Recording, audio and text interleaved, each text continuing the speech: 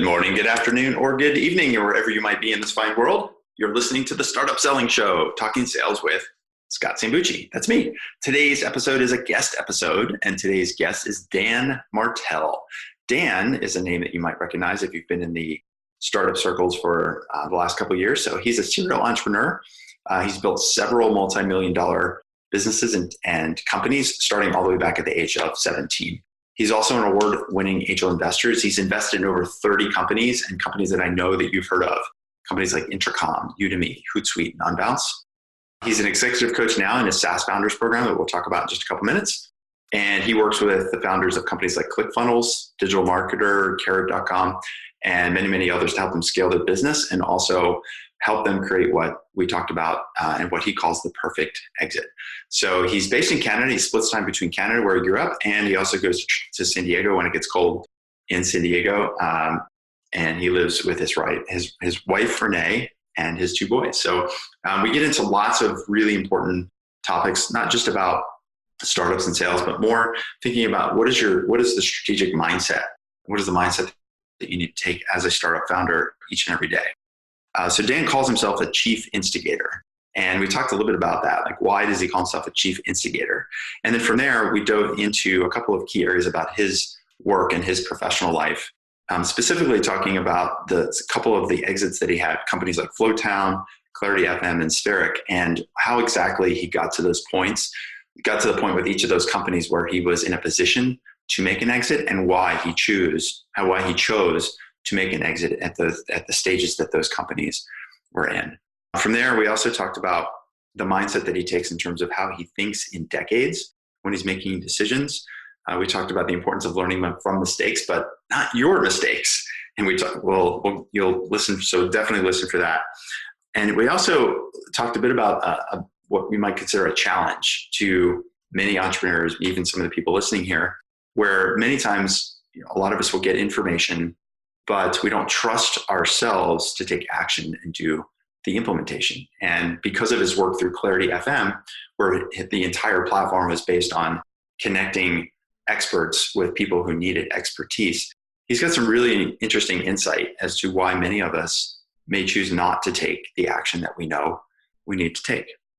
We talked about the pain of indecision. We talked about I labeled it the front page rule, which you'll hear in just a couple minutes. And then we also talked about the importance of building an achievement list for yourself to help you build some confidence around the work and the progress that you've already made in your life. And then we wrapped up with something that I think is really, really important, and it's Dan's work on the social side of things. So Dan dove into his personal story as an at-risk youth, where at age 17, he had already been in jail once, had just been arrested, and was placed in a detention center that almost completely not just sidetracked his life, but became the wrong path for his life. And he talked about how he was able to course correct and get on the right path. And now today, how he works with his creators program as a means to help at-risk youth. So definitely listen for that as well, because I think it's an important illustration of how all of us can make a decision today that can change the course of our life for better or for worse.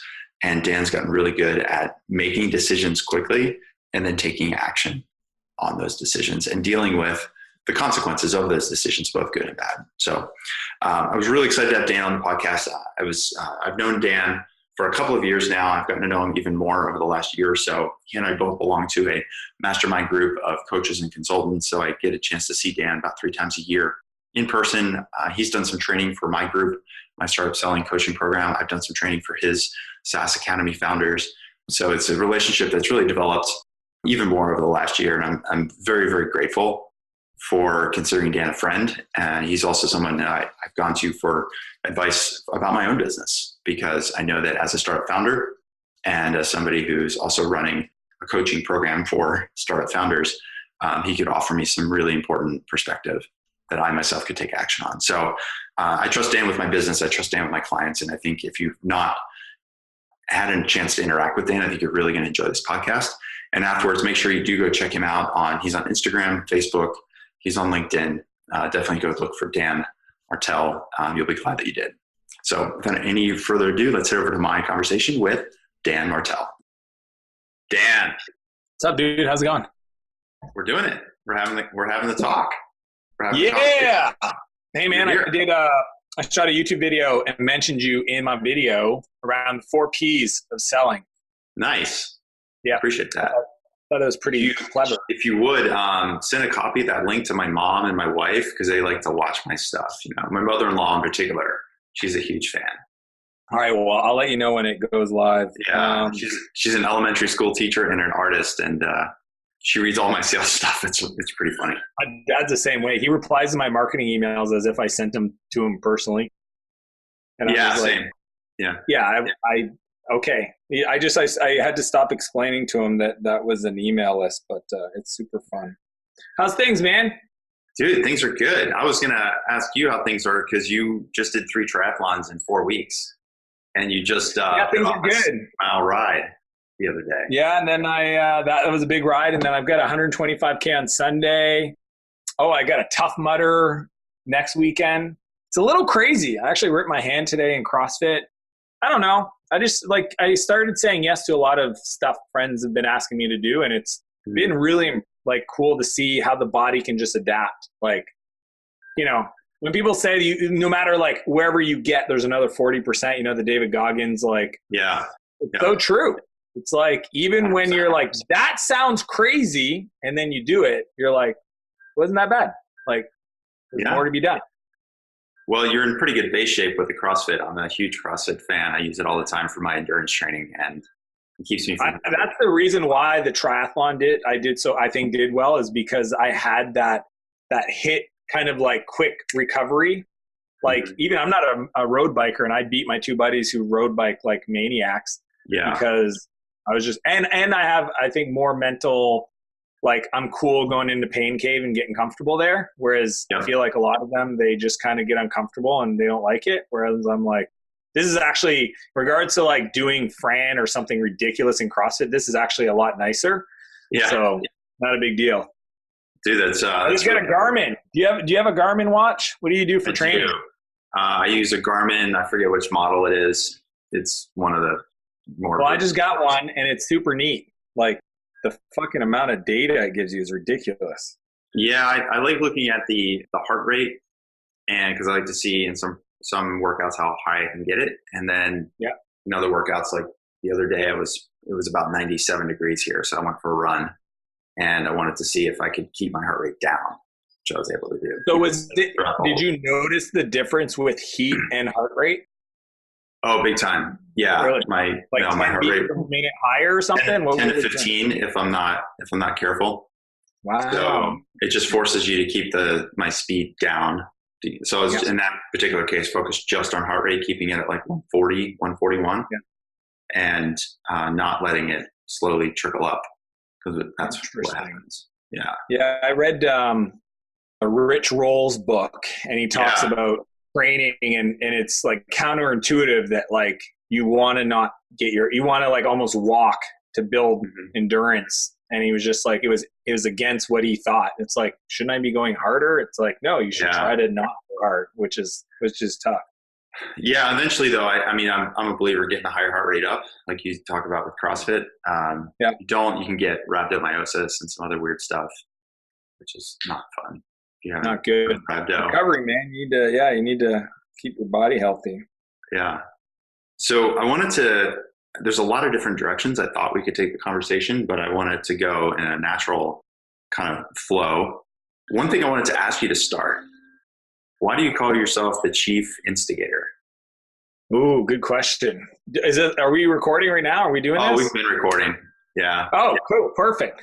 Chief Instigator. I think it's more because my role, I feel amongst my friends or my coaching clients, it's I want to instigate change. I want to instigate betterment. I want to instigate crazy decisions, and I just feel that's what I do at my business. I'm the instigator to yesterday I kind of had a loving but heated discussion with my marketing guy because one channel wasn't working for a week and he decided to turn it off, and I I was just like, dude, I'm not in the business of safe and, ooh, it's not working, let's turn it off. I'm in the business of like, hey, let's double down. Like I'm more interested in saying, what if we doubled the budget? Could you make it work? And he's like, what? And I'm like, look, dude, this is the beginning. Let's try. Let's play. Let's like, I don't know. It was funny because like my marketing guy does really well, but he's such a safe guy that I had to push him outside of his thinking logic, right? Where he's like, oh, it's not working, I got to turn this off. And I'm like, no, there's a glimmer of hope there. So I don't know. I just feel like as an instigator, that's kind of what I do. I'm just like, I have a great team and I just instigate kind of like, hey, you guys should go look and explore this, or have you thought of this, or whatever it is. And, the thing with, founder CEOs is we got to be careful is, our language is taken as gospel. So you got to be careful what you instigate because you can overwhelm people, blah, blah, blah. But that's the way I think about it. It's just the most appropriate title. Like CEO just feels weird when I'm kind of being like SaaS Academy for me is more super personal. So I don't feel like CEO is the right term or title. Yeah, that makes good sense. And so, I've already done a bit of an intro prior to our hopping on the line here. You mentioned SaaS Academy. And you've got obviously Dan Martell training and the JFDI. So when people ask you, like, what do you do now? Because we'll get into the history in a little bit, about how you got to this place. When people ask you, what do you do now? How do you describe it? Well, I like to share three things because it'll probably create more context and like it's like true and it gives more color, right? One, my primary day-to-day is SaaS Academy, which is a coaching program I created, which is essentially off of Dan Martell. If people go into the rabbit hole, they'll eventually hear about it and talk. But I don't really lead with that a whole lot. And that's really 100% for, revenue generating kind of 10K to 15K MRR SaaS founders that are really looking to create the perfect exit. So that's the outcome that I work with my founders on. So that's on the SaaS Academy side. The other thing I do is I have a investment portfolio, and that's what a lot of people know me as. Is I've invested in companies like Intercom, Hootsuite, Udemy, Unbounce, Get Around, a ton of cool, I think there's $4 billion companies now at this point. And I manage that portfolio. And I'm actually in the middle of doing 3 deals right now. I don't know what's going on. I feel like people took the summer off and now it's September and they want to close. So that takes up a bit of my time, but I've got kind of a team. I'm probably going to hire and build kind of somebody that's managing the portfolio for me so that I don't have to be involved so much on the day-to-day around paperwork and that kind of stuff. And then the other part is I work with at-risk youth, and that's called my Creator program. And Creators is essentially a program that it uses entrepreneurship as a Trojan horse to betterment. So I help build confidence through building businesses for at-risk youth. And that's like, those are really like every day I think about all 3 of those and ask myself, like, what am I doing that's moving this forward, getting the most leverage? Where can I invest more? Personal time, resources, relationships, etc. on all 3 of those. And that's kind of how I think about my day. Dude, I love that. So you could take this into, because you just hit on the 3 areas that I was hoping that we'd have a chance to talk about.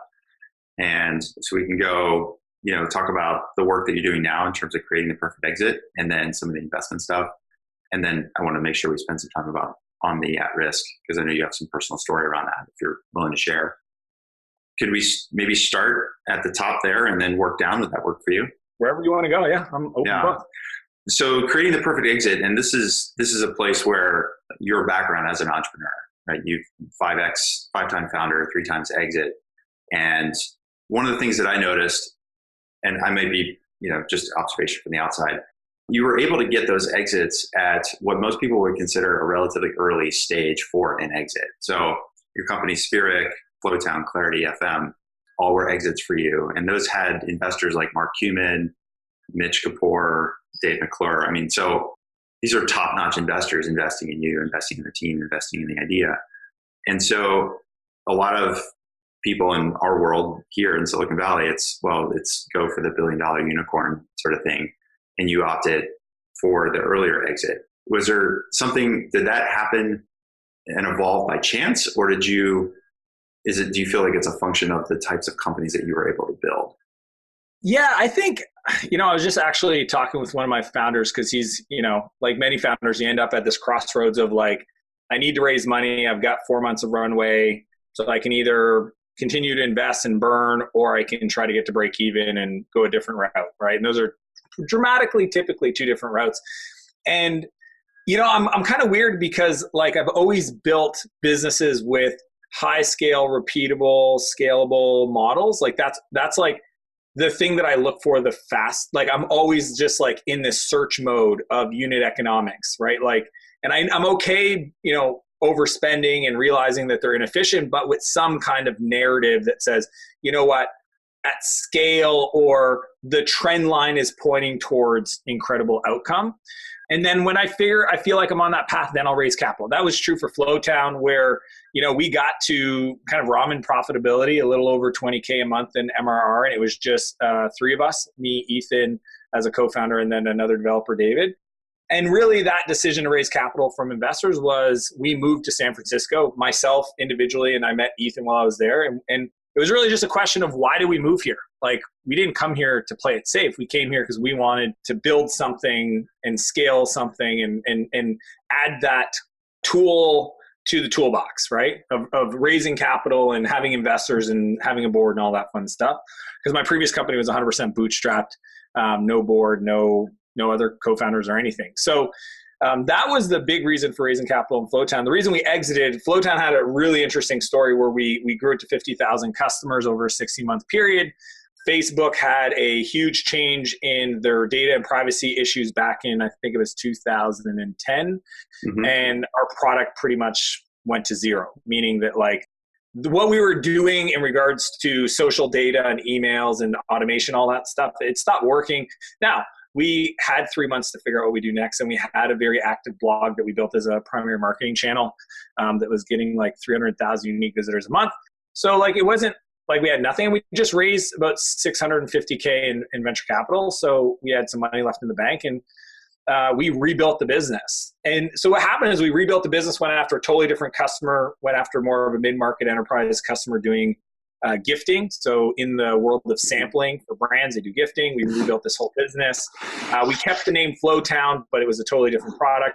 Got it back to profitability. And just because of the situation, like we kind of moved away from our core customer, which is SMB and small businesses, more to that mid-market enterprise customer. And I just didn't really care about building that business.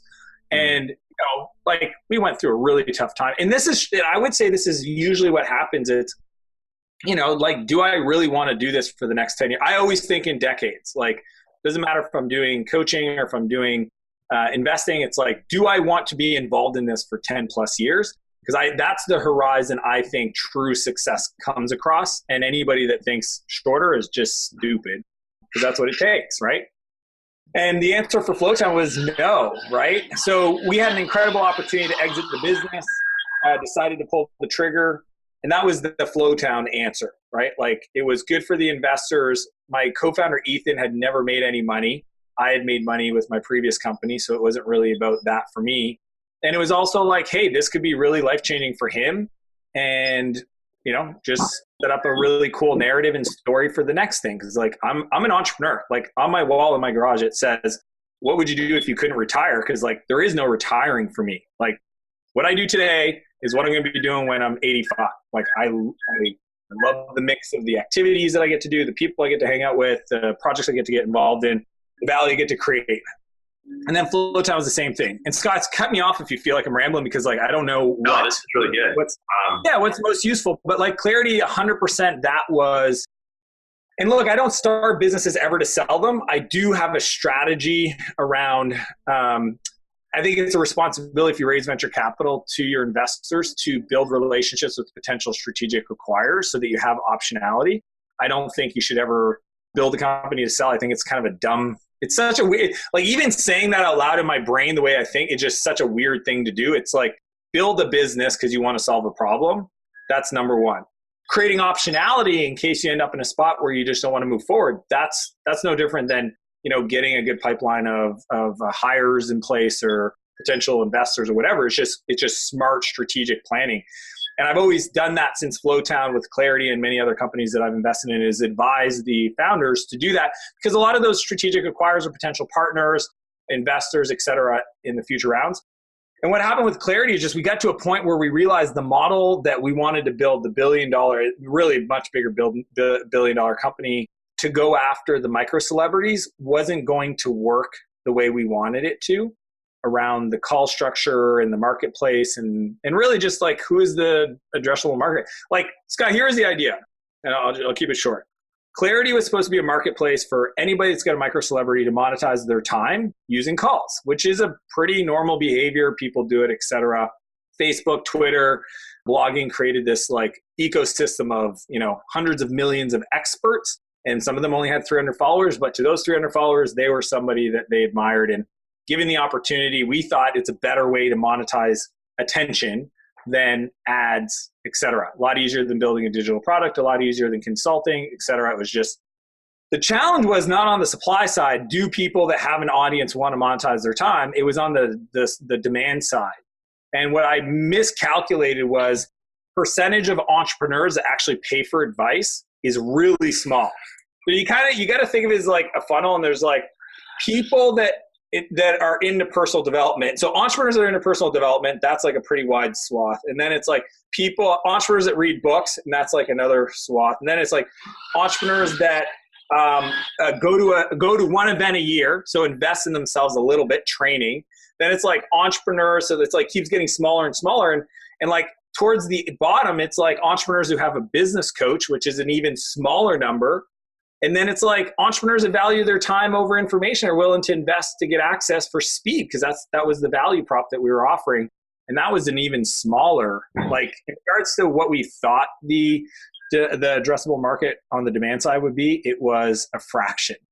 And then on the flip side, the people that did show up that loved it from a product market fit point of view were really rich investors looking to use information as arbitrage to make investments, right? Which it was kind of the known market for expert advice, which I just felt was like not the problem I wanted to solve in the world. It was how to make rich people richer. I wanted to democratize information, make access to the incredible entrepreneurs that I was friends with and I had the privilege of meeting in the Valley, making them available to everybody else in the world over the phone. Like a lot of I remember my first Clarity calls, I did over 1,300 coaching Clarity calls with entrepreneurs over the world. Many of these people have been following me on Twitter for 5 years, and it was the first time we ever talked.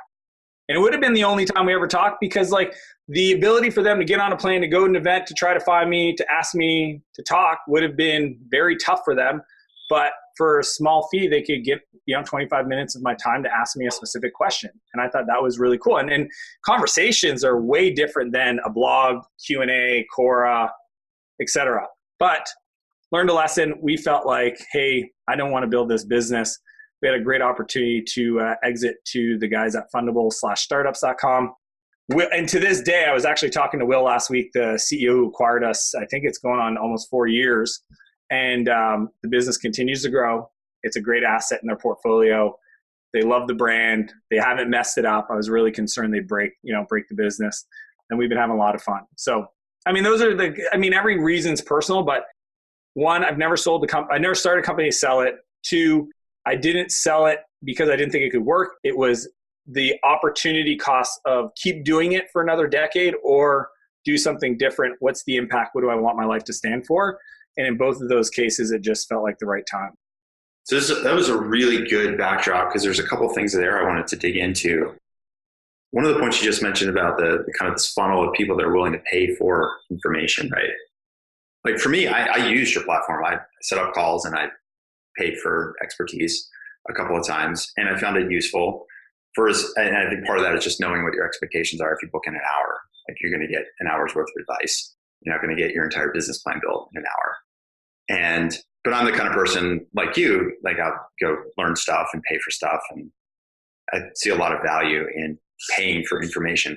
But why? Yeah. But if an entrepreneur's biggest resource is time, why do you think, or were you able to get into their psychology a little bit to figure out why that funnel is so wide at the top, where the free information seems to be good enough when at the bottom of the funnel, there are people that are clearly willing to pay a premium? Yeah, just most entrepreneurs, even successful CEOs, don't understand the value of their time. Like they just don't. I mean, I deal with this even in my clients, and some of them are, $1 million a month in MRR. They're just, for example, like if you don't have an assistant, you are the assistant.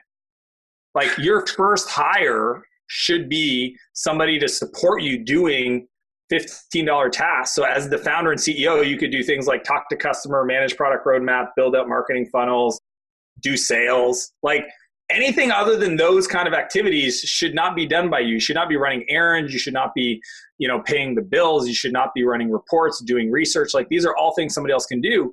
And I still have to argue with really successful founders that that's a really good use of their dollar to buy back some time. So, I just think that sometimes if you've never been exposed to it, if you've never realized, like I can point to hundreds of moments where a conversation that might have lasted 15 minutes, 20 minutes, set me down a different path that is the reason that that thing had a positive outcome. And, it doesn't matter. Like here's my rule, Scott, and I know we're both coaches, so we both can appreciate the fact that, if I can get advice from somebody who's been there before to help me build the right strategy, then I don't you're supposed to learn from failures. They just don't have to be your own failures. Like, I think that's what people don't, they miss that nuance that yes, learn from mistakes, but they don't have to be your mistakes. And dude, I'm willing to pay a premium to get in front of the guy that's built the business, that's exited the business, who's closed a successful round of funding or whatever, because and the other thing is Scott, back to like, what was the psychology? They just didn't trust themselves. Like, that's the truth. They don't trust their ability that if I got advice that I would take action. It's not, I don't value the advice. Oh, interesting. I don't trust myself to take action. I mean, Scott, how many times have you talked to a founder and that you can help them, but the real objection they have is, I've done this before and I wasn't successful, and it was 100% because of that. Mm-hmm. I don't think the book can't help me. I just don't trust myself to read the book, or I don't trust myself to execute on the advice. And I think that's the bigger challenge that's at work, is people just can't keep commitments they make to themselves.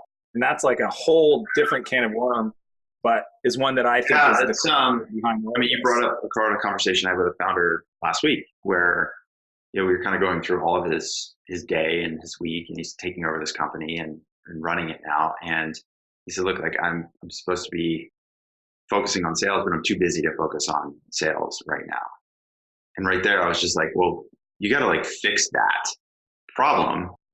And then a related, and you probably get this too, which is like, well, how many hours a week do I need in order to implement whatever coaching you're gonna teach me? And so they don't feel the exact pain that this is the most important thing to solve that's going to help them grow the business. Then they get lost in these rabbit holes of the other parts of the business. And I think that comes back to really getting clear about what is the best use of my time, because I can go fix bugs and try to raise capital, but that's not growing sales unless I'm feeling that pain enough and knowing that the value of that time is where I need to spend the most amount of time. Then I think you're probably right. They just get lost. And that's the enrollment, sales conversation, whatever you want to call it, that doesn't happen in a marketplace, that needs to happen before they even show up. Hence why the demand was lower than I thought. It's not that I didn't think there was a real need for this, and I didn't think there was a real value proposition, and it was unique. And at scale, my vision was always like, you're driving down the highway, you're thinking of starting a company, and you could just, hey Siri, call Clarity, 3 entrepreneurs who built a restaurant, go. And you're on the call with 3 successful restaurateurs, asking them about, like, what are the 5 things I should get right? What should I look out for? And if you had those 3 conversations that cost you maybe $100 each, wow, talk about ROI. But, I can't sell the people on believing that that is a good use of their time, where they just are like, you know what, I'll buy the book on opening up a restaurant and I'll read it. And guess what? They don't. They never get past, chapter 2. Just one of those things. Yeah, no, that's good. That's a good way to dive into the psychology a little bit. The second thing I wanted to talk about, and this is personal advice you gave to me a couple of weeks ago, which I really appreciated, and I've been applying it over the last couple of weeks, is you said that you like to think in decades. And, if you don't want to be doing something for 10 years, then it's not worth doing it. And so how did you deal with the situation that came up? Well, like you said, Flowtown, for example, you moved from one market SMBs to more of an enterprise sale. And, Facebook terms changed, their privacy terms changed. All these things are happening. And you've invested all of this time, energy, money, sweat equity into building the business. And you have to make a change, but it's easy to just, that's why there's the saying, like, the evil that you know is better than the evil that you don't know. All right, folks, we are off and running in my conversation with Dan Martell. Just want to take a quick moment to do a little celebration. My celebration is about the book that I just published this summer, and it's called Stop Hustling, Start Scaling. It's a book, as if you've listened to this podcast before, I've talked about the book a couple of times, and it's a book I'm really proud of, most importantly, because of the response that I've been getting from some of the readers of the book. So the entire focus of the book is how you can take your startup sales process from idea to impact. My experience has been that too often times, we start our startups and we come up with an idea and we're told, hey, get some customers and then scale. And what's missing is that in between stage, that true ramp up stage on how you build some repeatable processes around your prospecting and lead generation, how you manage your sales pipeline, how do you price and convert and keep your paying customers. And so that's why I wrote this book. It's a gap in the marketplace of knowledge and information that I think has just been missing for far too long.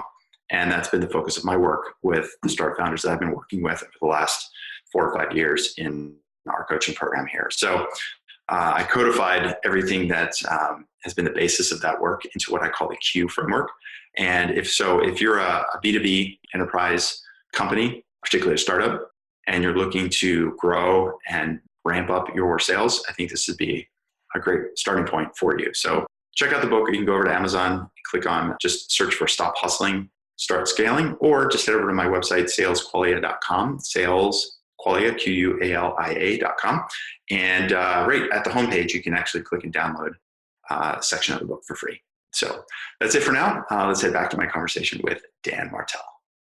How did you get yourself to take the action that you knew you needed to take? I mean, it could be really clear, like what you should do, which is get out of the business, exit, make sure it gets a good landing spot, take care of customers. It's one thing to say it, but to actually do it is totally different. So are there any mechanics, or what was that like emotionally and logically to get to the point where you're like, okay, this is the best thing for the business? Well, and it's a nuanced question because there's so much to understand. Here's like, so what was interesting about the scenario with Flowtown is as soon as I saw what happened, I didn't even wait. I was like, we need to make a change. I think too often entrepreneurs stare at the light, thinking it's the end of the tunnel and it's a train and it just takes them out.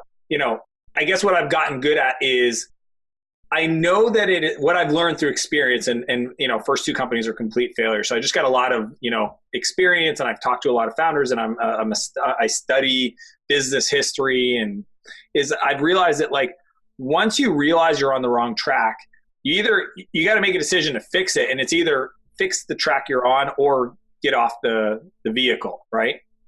And with Flowtown, the decision was obvious. We have to fix the path we were on was going to stop working.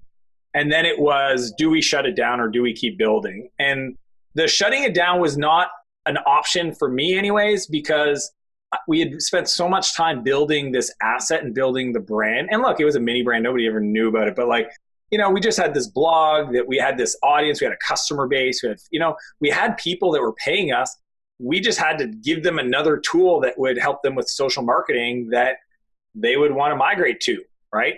So then it was and then the other thing is I'm such a man of my word. Like, just, dude, like, I don't know, maybe I'm just lucky for the experiences I went through, but I always ask myself, if my actions were publicized on the front page of a newspaper, would I feel okay with what was written? And so, like, having just raised this money from investors 5-6 months previously, I just wouldn't have felt good shutting the business down, wasting half of that capital, or not being successful. Like, I just wouldn't have been happy with that narrative. Like, I just knew that there was possibility to create something magical, even if it meant, heads down for the next decade, right? And I had confidence in the team we had put together. I mean, as you know, like the early days of a company, I really believe the first 12 people will dictate your success. And if you're spending so much time just curating and cultivating culture and team and recruiting and building that early team, that if you've got that, don't be too quick to throw it away. So that's just, I remember my co-founder Ethan was kind of like, look, he's an incredible entrepreneur, but I think at the time he was kind of wanting to put his head under the pillow and not like focus on it. And I was like, dude, put your shoes on. Let's get to the office. We got to figure this out. And I don't need to wait for anybody to give me any more information. We both know this is not going to happen. Let's just admit to it. Let's make the decision. Like most people have pain in their life because of indecision. And it keeps stacking and stacking and stacking. And then one day they wake up and there's this like big ball of indecision causing them pain. At least I don't know if I'll make the right decision, but I made a decision. And what I've discovered over the years is a decision made, even if wrong, I can always fix it. But if I don't make it and it keeps creating friction in my life, it just snowballs and snowballs. And that's way worse than making the wrong decision, because you can always revert it and move back with more data. So that's all we said. I said, look, go to the office. Let's go to the whiteboard. We'll come up with 3 new products. We iterated, MVP'd it. We knew how to build product fast. We knew how to test it with the market. The mid-market, the reason why we went down that path versus SMB, we actually tested both, was because we knew that we could get to break even with the mid-market because of the value of the contracts, the annual contract values. And if we wanted to, we could start mid and come down to SMB, but it was going to be really hard with the amount of capital we had left over to do SMB and scale it up. And I think that anybody looking at the data would be like, yeah, that makes sense. So, but to say that was an easy decision wasn't. Me and Ethan ran 2 experiments. He was heart set on SMB. I was on mid-market. I ended up winning. We made it really clear. We set the parameters. We ran the experiment for 2 weeks. He couldn't make the numbers work. I did. Giddy up. So like, it's never like unfounded decisions, but it's definitely a decision made, right? And I think that's more important than anything. And then the decade thing, it's back to Tony Robbins or whoever said you can accomplish more in a decade, or you think you can accomplish more in a year than you can or less. What is Scott, the 10-year? People underestimate what they can accomplish in a year, or overestimate what they can accomplish in a year and underestimate what they can accomplish in a decade. So I just always took that as, if I'm not willing to spend a decade doing this, then I'd rather not do it to create the space for me to say yes to the thing that I want to do a decade. So like YouTube, as a great example, when I started doing my YouTube channel, I didn't start till I knew I could say, yes, I'm going to do this for a decade. I'm 4 years in, 300 and some videos, and I've published every Monday, and I haven't missed a Monday in 4 years. And I'm going to do it for another 6. And at the end of that, I get to ask myself, do I want to keep doing it or not? But the decision was made at the beginning. Do I want to do this for a decade? Same thing with my coaching, same thing with my investment portfolio. When I started, it's like, hey, I'm going to put X amount of money to work for 10 years. I'm going to deploy a couple investments every year, build a portfolio, see if I like it. But I just feel like too often they're all over the place because they haven't asked themselves, like, does this really make sense long-term? They always think short-term.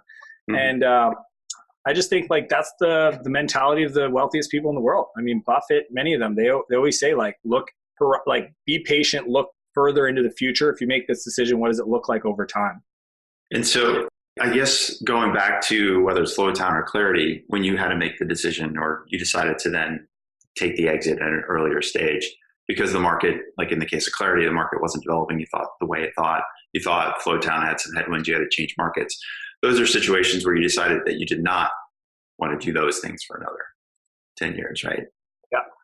And so, well, I mean, here's a funny one. We get acquired by Flowtown. And so it was a cash deal with an earnout, and the earnout was only 12 months. So I'm always asking myself if I'm going to go back on a decision I made, because I always said, look, I'm cool making a decision made, but I'm okay to make it to reverse it, because I'm always looking at opportunity cost. Okay. So Flowtown gets acquired. I got a 12-month earnout.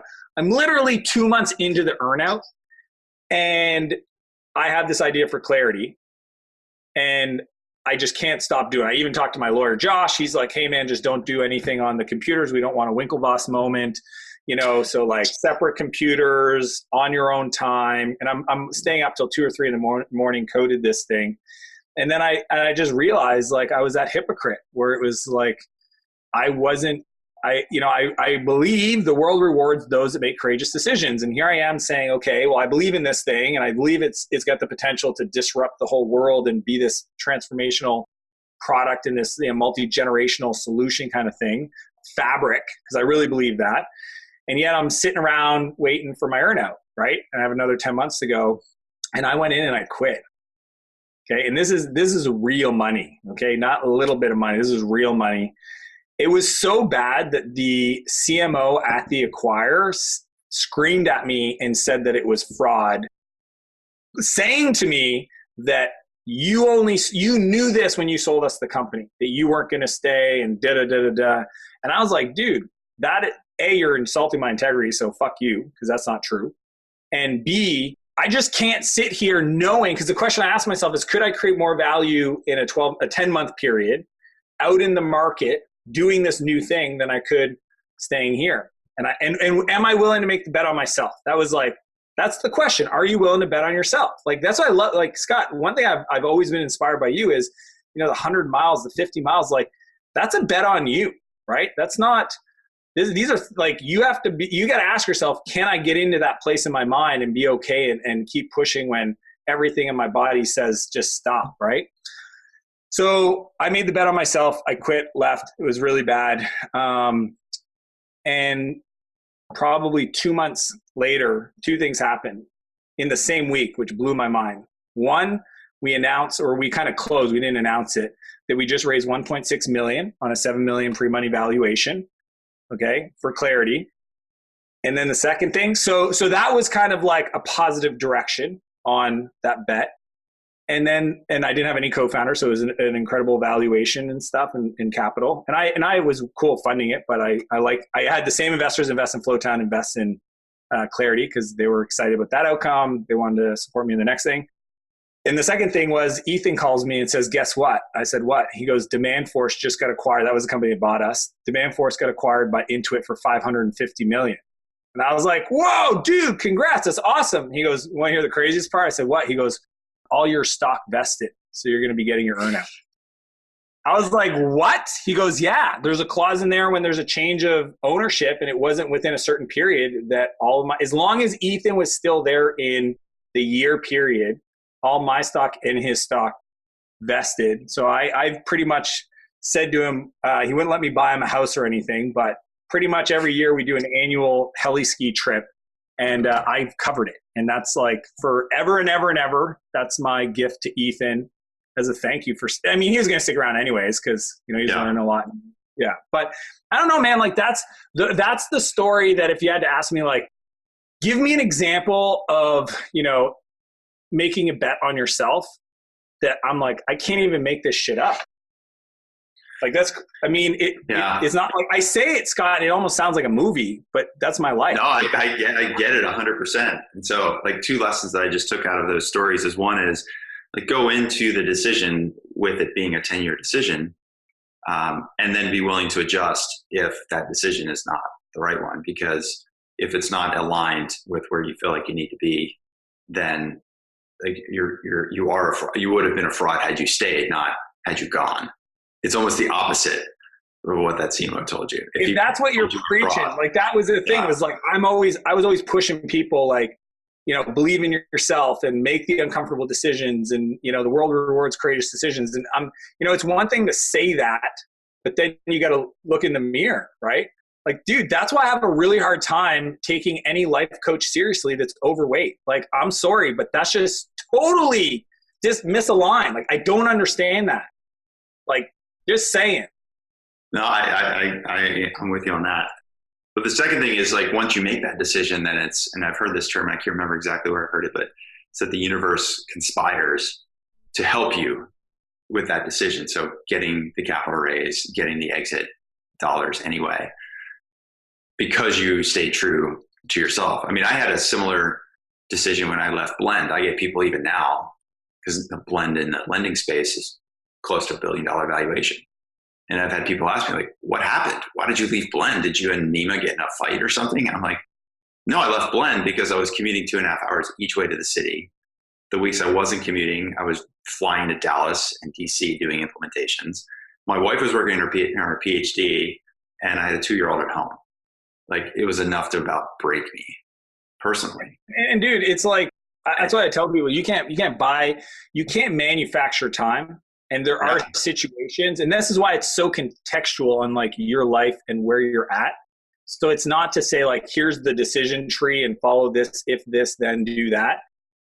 Because that's another one, right? It's like, at the end of the day, if I was like, I always think in 5 years, like the way I plan, people are curious, I do 5-year segments. So like starting today, Dan Martell has 5 years left on earth. What am I going to do with my time? And it's just, I think it's like the perfect amount of time where you don't waste any time, but you don't make rational decisions, and it resets every day, right? Mm-hmm. So, like that to me is, if I'm traveling 2.5 hours and I have a 2-year-old, and it's like, will having a ton of money, make up for this lost time? Or can I, which the answer is yes, go do something else that's just as lucrative, because we're successful people and successful people know how to make money, and buy back our time to be home more, be more present, etc. And that's the bet. And the answer is yes. So like, to somebody that doesn't even trust themselves to have that optionality, I think it's tough to understand it. But and that's where it comes back to just like being somebody that does what they say they're going to do to themselves. It's like keeping your own commitment. When you set the alarm for 5 a.m., you don't lay in bed and go, oh, snooze. Oh, I need to sleep. I only slept 6.5 hours. I really need an extra hour. Like, I don't think people understand when they make those concessions with themselves, what they're really telling their psychology, their subconscious, which hurts them in the long run. But yeah, I just think that like, I'm always trying to take into consideration the life and the freedom, and like, what do I want my life to stand for? Right. And that's why I didn't start another company. I mean, people ask me all the time, Scott, like, why didn't you start another tech company? You've done it 5 times. You're good at it. And the answer was, I didn't want to, because I know when I bite into something, I'm like a dog that's, on a bone. I'm not like, I got to watch myself. I get intense. So it's like, I couldn't start another business knowing how much mental focus it requires, and have a 1 and a 2-year-old at home, because that's how old they were when I sold Clarity. Instead, I gave myself the space to take some time off. I thought I'd take a year. I lasted 7 months, started doing YouTube, started hanging out with people, and blah, blah, blah. But yeah, it's like, I think you need to know thyself and just ask yourself, like, if I fast forward my decisions today, if I fast forward into the future, will I be happy looking back as to those decisions, right? And for some people, it's no. And if it's no, fucking change it today. Yeah, you mentioned David Goggins a little bit earlier. He talks about the cookie jar, remembering the hard things that you did and putting that as a slip of paper in a proverbial cookie jar. And for, like you're talking about the 5 a.m. alarms or the hard runs in the rain in February. I mean, every time I'm about to do it, I just tell myself, like, this is a cookie jar moment. Because I know when I'm done, it's going to be worth it. Like the run I did the other day at 97 degrees, it sucked. Every step of it sucked. But when it was done, it was another slip of paper for the cookie jar.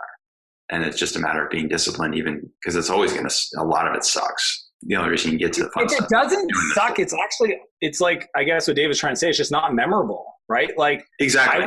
I won't remember the 5K at a 6-minute kilometer pace that I ran. That's what I run all the time. I'll remember the 4:48. I'll remember, you know what I mean? Like, I'll remember the 10K at whatever pace, because it just hurts so much that it's like getting a tattoo, right? In that moment. The other thing that you touched on, Scott, that I think is interesting is just creating an achievement list. So it's something I do with my coaching clients, because so often one of the most powerful things that we can do as an entrepreneur is just reset our mental state, because it's easy to get into the imposter syndrome and to all the things that are wrong, and you have these important moments that you need to like jump into that confidence and excitement and future vision. And so what I do is I have a list of achievements that I wrote down. This is like basic stuff that when you were a teenager to things you're proud of, essentially just moments you're proud of as they occur, write it and add it to the list, these cookie jar moments. And then before you get on a call with a potential partner or an investor or key hire, an important sales you got to make, just review that list and just remind yourself how incredibly amazing you've shown in the past, right? Because I think it's easy to forget and be really hypercritical.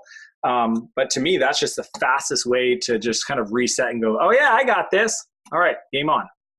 Yeah, and I think a lot of times those achievements are hard to see. Like you can't see the stuff that you've done as much as like a physical object. And so just writing it down on a piece of paper. My wife and I were talking the other night. I was talking about the business here and some things that we're working on. And I happened to be cleaning my office and I found this box, white box, that I just threw all of my race medals in. I don't hang them up or anything. I just throw them in this box. And so all these medals and all these bibs. And I just picked up these medals and it was just, it was probably like 50 of them in there. Some of them are Ironman, some of them are buckles from 200-mile races. And I just had this moment, it all hit me. I'm like, it wasn't even about the races. It's like every single one of those medals, I was doing the math in my head. I'm like, that Ironman was 5 months of training, 10 to 15 hours a week. That was the thing I was most proud of. It wasn't getting the medal. It was all of that work that went in. And it made me, and I pulled the box out and I showed it to my wife. And I just said, look, like however hard things get in life or work or whatever, like I know I can do hard stuff. I'm capable of hard stuff. And this is the proof of it. And she's like, yeah, you're doing okay. I mean, she sort of like, she knew You're on another level of hard stuff. But I mean, but it's just like the mental capacity and being willing to, like, that's a physical manifestation of hard work, even though it's mostly like actual physical work. But there's a lot of planning and training and like a lot of nutrition, all that stuff that goes into it as well. And it's just this way of paralleling. But I think that's the reminder. That's what people need to remind themselves, is that they can accomplish things, right? The achievement list, I do hard stuff. Like if you can build that identity, that's the most powerful thing ever, right? Then it creates the confidence to make those courageous decisions, because that's the only way to describe them. They're not logical to anybody else externally, but in your heart, if you know you're the kind of guy that makes things, if you know that you're the kind of guy that finishes what he starts and you do hard things, then it'll help you create that confidence to make those tough decisions. Well, speaking of achievement, maybe that's a good segue to talk about the at-risk youth program, because I do want to spend some time talking about that. Maybe just kind of open the floor to you in terms of why at-risk youth. I don't know if that's at all related to your personal story. Maybe it is. I want to kind of give you the floor to talk about this, because I'm a believer in getting people on the right path as early as possible. And sometimes, there's lots of conditions, environmental and social, that make it hard for people. I mean, I was pretty lucky. Grew up middle class, white America. Parents both worked, had everything I needed. Went to Disney World as a kid, all that stuff.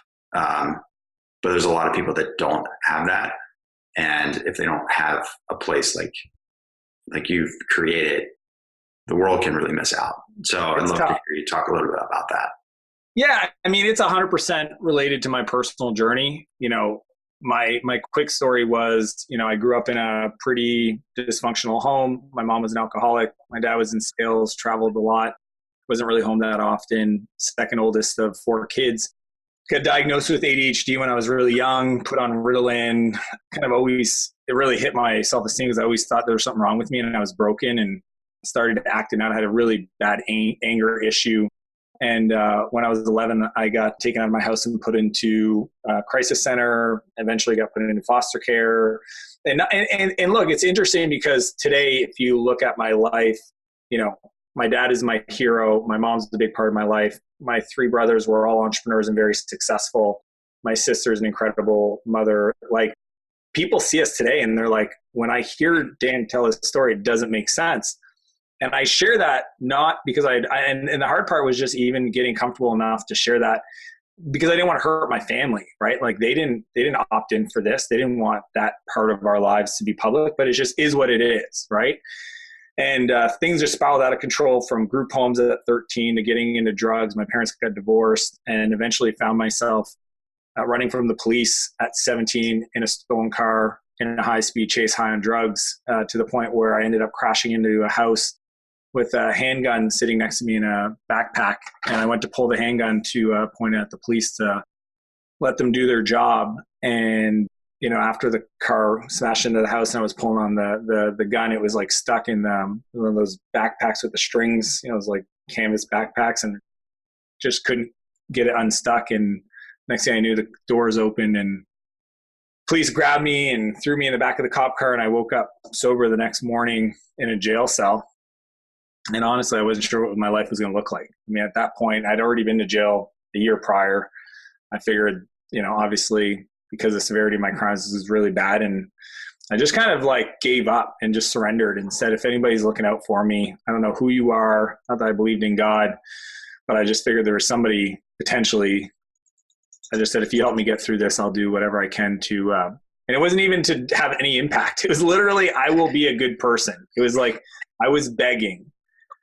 And I ended up getting sentenced to essentially a year due to the severity of my crimes in juvenile, but it was in an adult jail. And after doing 6 months there, I got released to a place called Portage, which was a rehab center, therapeutic community, they call it.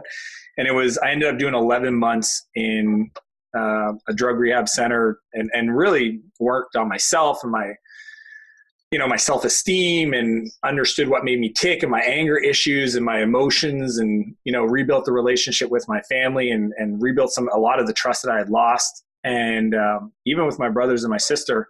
And it wasn't until the very end, as I was getting released, I was actually helping Rick, the maintenance guy, clean out one of the old cabins because Portage is this old church camp. And in one of the rooms in one of these old camps that I'd never been in, there was this 486 computer sitting there with a yellow book on Java programming sitting next to it. And so I would have been almost 18, so 17. And, I like open the book and I start reading it and it's English. Like, I don't know why, but I always thought computer, I never touched a computer growing up. I didn't have one growing up. And I always thought that programming was like hexadecimal, gibberish. And when you read Java, it's like, if this, do that, then blah, blah, blah. So I was just like, huh. And I started the computer and followed chapter 1 and, typed in the commands into the terminal and got the computer to say hello world. And I thought there was a moment where I thought I'm the Doogie Howser of computers.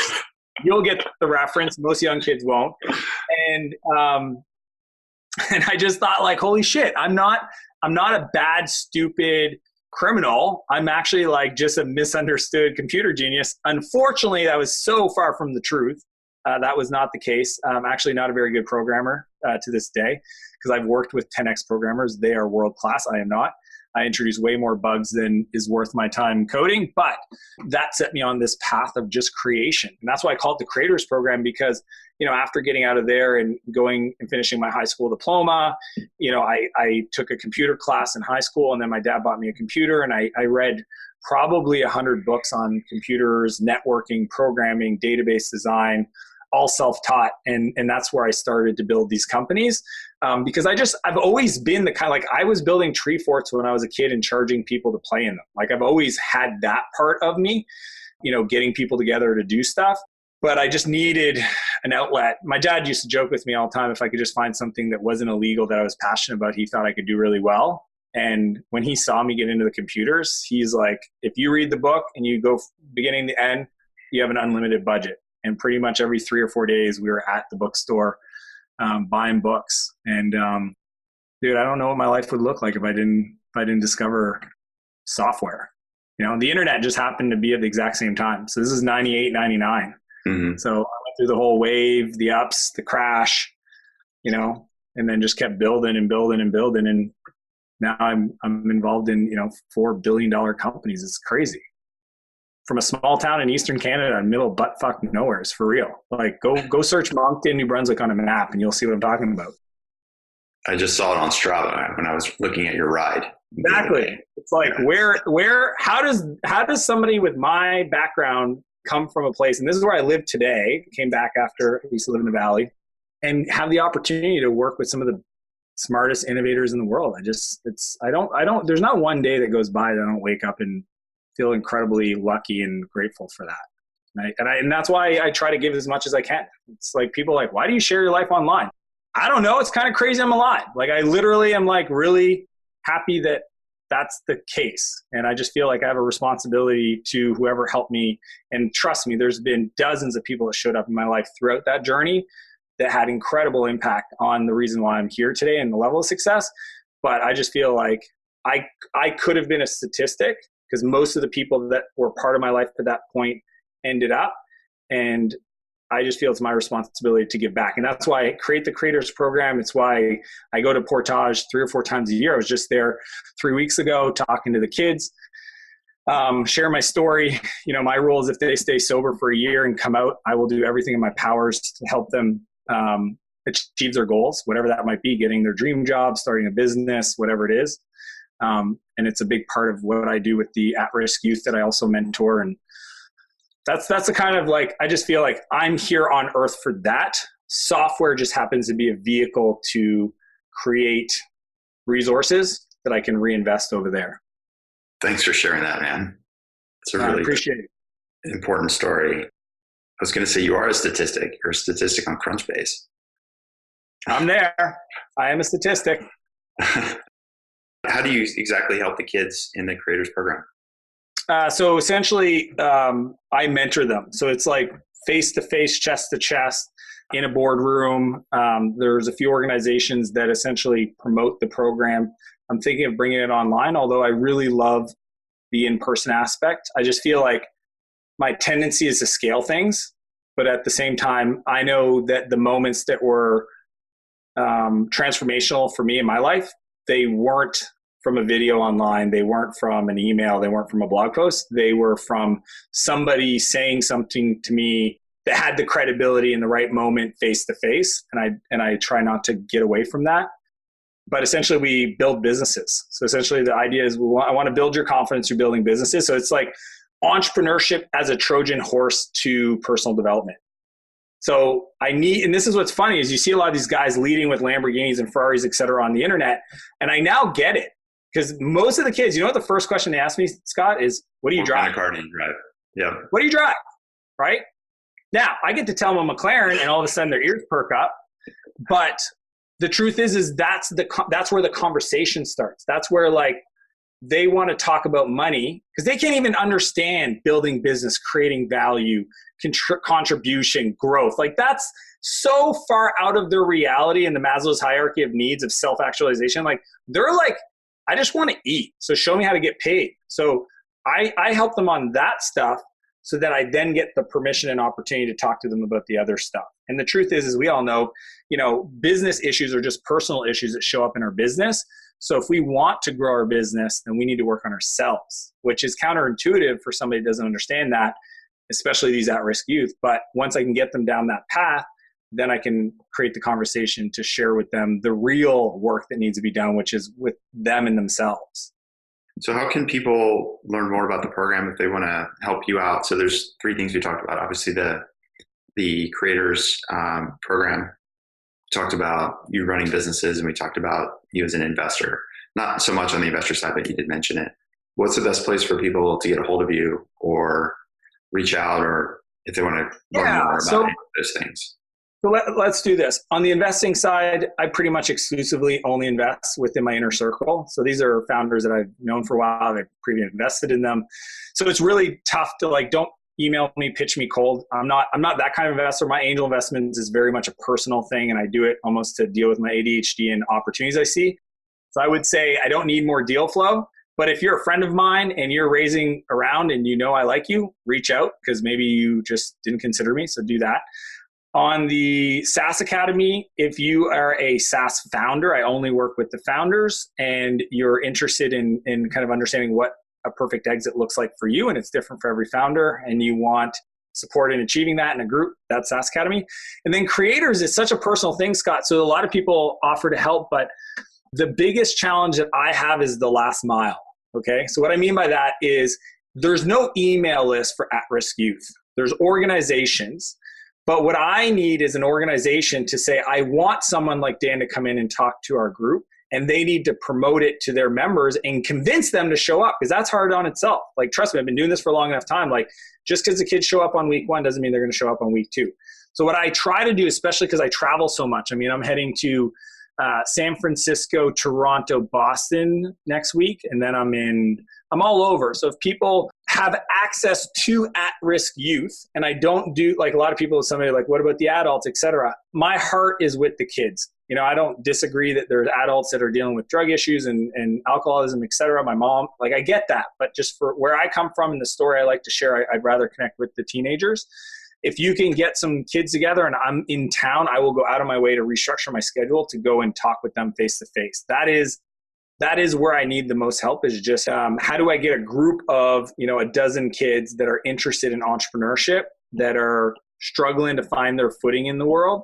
How do I get time with them to connect with them face to face and start that relationship, and then maybe take it online or whatever. And that's the cool part of content, is that like I've put out a lot of my beliefs and ideas around growth and strategy and even life. Like I've talked about like how to get out of a funk and, how to be more productive and how to manage your time and all that stuff.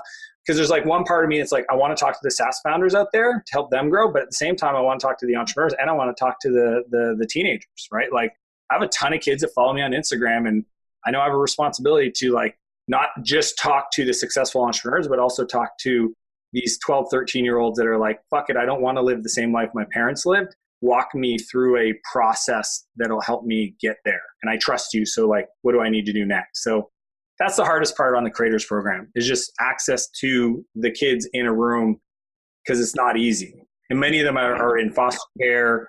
There's no list. There's privacy issues involved. So that's always been the challenge for me. Okay. That's good context. So people listening, don't email Dan about investments. If you're a SaaS founder looking for a coach exit, make sure you talk to Dan. And I know from working with his program a little bit, we did a training for one of your groups, and they were highly engaged founders. Like they were there to learn. They were there. And we're talking founders of ClickFunnels, Carrot.com, Proposify.com, like literally some incredible, many bootstrap, 70% bootstrap. And I'm going to give you a plug, Scott. If you're looking to solve your sales problem, just hire Scott, because he's like, that to me is, you came in and did an account-based, an ABM training with my group, and it was just incredible, right? And I just shot a YouTube video. So that's kind of the way I think about it. It's I'm very much with the founder mindset, leadership, and then the business economics and product and stuff. I really focus a lot on product, but that's the way I think about it. Yeah. And then thank you for that. I appreciate it. And then as far as at-risk youths, if you can help Dan get an audience. Get me in a room. I'll do all the heavy lifting. Cool, man. Dan, thanks so much. I know your schedule is hard to maneuver, and I really, really, really appreciate you taking the time to talk to me. Dude, always have time for you, man. I appreciate it. Thanks, man. All right. We'll talk soon. Talk soon.